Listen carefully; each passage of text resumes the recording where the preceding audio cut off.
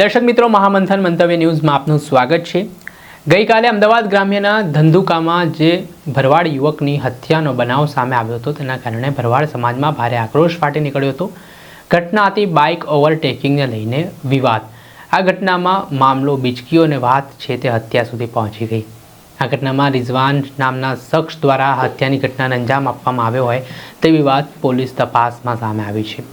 ત્યારે ઘટનાના પગલે જે ઉશ્કેરાયેલા ટોળા દ્વારા હાઈવે પર આવેલી દુકાનો સળગાવી દેવામાં આવી હતી ને જે કાયદો અને વ્યવસ્થાની સ્થિતિ કથળાઈ તેના કારણે સમગ્ર વિસ્તારમાં ભારેલા તંગદિલી સ્થિતિનું નિર્માણ થયું હતું।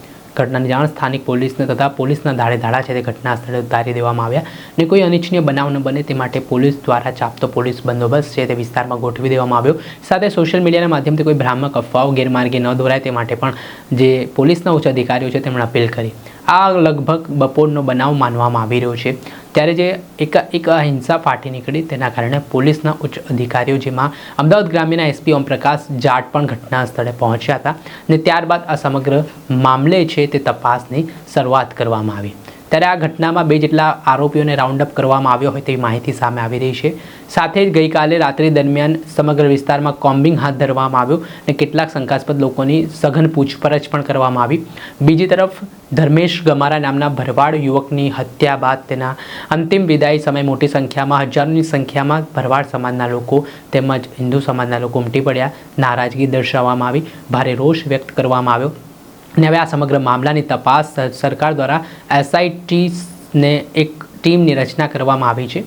SIT દ્વારા હવે સુપરવિઝન હેઠળ તપાસ થવાની છે, જેમાં ધંધુકાના SDPO, અમદાવાદ ગ્રામ્ય LCBના PI તેમજ સ્થાનિક PI સહિતના જે અધિકારીઓ છે તેમનો આ SITમાં સમાવેશ થયો છે અને આ સમગ્ર SITની ટીમ છે તે અમદાવાદ ગ્રામ્યના રેન્જ IG રાઘવેન્દ્ર વસને આ સમગ્ર રિપોર્ટ સોંપશે ને આ કેસમાં સંડોવાયેલા જે પણ આરોપીઓ છે તેમને જેલના સળિયા પાછળ ધકેલવા માટે પોલીસ છે તે તત્પરતા દાખવી રહી છે। હાલ સમગ્ર વિસ્તારમાં કોમ્બિંગ ચાલી રહ્યું છે, શાંતિ જાળવવા માટે અપીલ કરવામાં આવી રહી છે। સમાજના આગેવાનો સાથે પોલીસના ઉચ્ચ અધિકારીઓની બેઠકો પણ ચાલી રહી છે ને સોશિયલ મીડિયાના માધ્યમથી કોઈ અફવાઓ ના ફેલાય તે માટે પણ ખાસ તકેદારી છે તે પોલીસ દ્વારા રાખવામાં આવી રહી છે।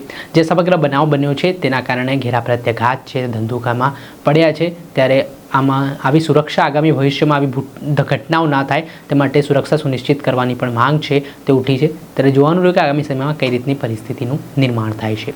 દર્શક મિત્રો, જે SITની તપાસ છે હવે શરૂ થશે અને ત્યારબાદ આ ઘટનામાં બાઇક ઓવરટેકિંગનો મામલો હતો કે કોઈ અન્ય કારણ તેને લઈને પણ ઊંડાણપૂર્વક તપાસ છે તે થવાની હોય તેવી માહિતી હાલ મળી રહી છે।